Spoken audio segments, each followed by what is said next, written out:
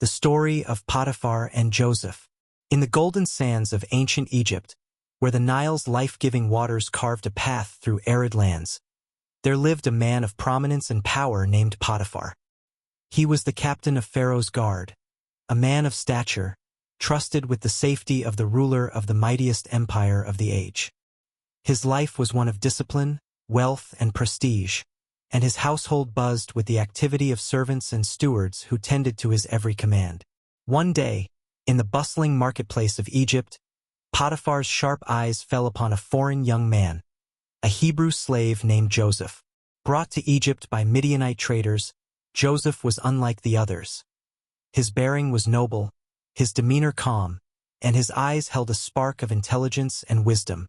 Potiphar, a man accustomed to reading people, saw something extraordinary in this young man and decided to purchase him. Joseph entered Potiphar's household not as just another servant, but as one destined for greater things. Over time, Joseph proved to be a man of unparalleled integrity and skill.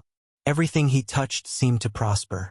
Potiphar noticed this, and his trust in Joseph grew, as did the blessings on his household. It wasn't long before Joseph was entrusted with everything Potiphar owned. Under his stewardship, the fields yielded bountiful harvests, the herds multiplied, and the household flourished. Potiphar, seeing this, concerned himself with nothing but the food he ate, a testament to the complete trust he had in Joseph. But as light attracts shadows, trouble began to brew in Potiphar's grand household.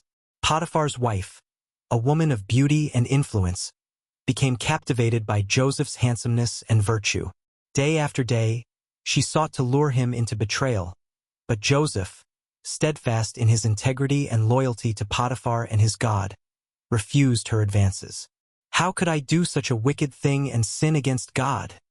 he said, his voice steady and resolute. Her persistence, however, knew no bounds. One fateful day, when the house was empty of other servants, she seized her opportunity. She grabbed Joseph by his garment, pleading with him to yield to her desires. But Joseph, true to his convictions, fled from her presence, leaving his garment in her grasp. Anger and humiliation coursed through her. She screamed, summoning the household servants, and spun a tale of betrayal. Holding up Joseph's garment as false evidence, she claimed that Joseph had tried to assault her. When Potiphar returned, her accusations were delivered with the fire of indignation. "This Hebrew slave you brought into our house tried to mock me," she cried. Potiphar's heart was torn.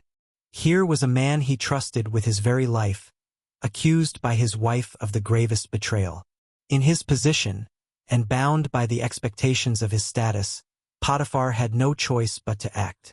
Anger and dismay flickered across his face as he ordered Joseph to be taken to the royal prison. But even in this punishment, there was a glimmer of grace. Potiphar could have ordered Joseph's execution outright, as would have been customary for such an accusation.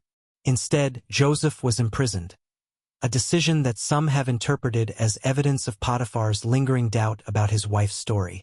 In the prison, Joseph's light continued to shine. Just as in Potiphar's house, he gained favor and was soon entrusted with responsibilities even behind bars. And while the story of Joseph's rise to power continues beyond Potiphar's household, the captain of Pharaoh's guard remained a pivotal figure in this unfolding divine drama. Through Potiphar's decision to purchase a young Hebrew slave, an extraordinary sequence of events was set in motion. Events that would not only elevate Joseph to power, but also save Egypt and surrounding nations from a devastating famine.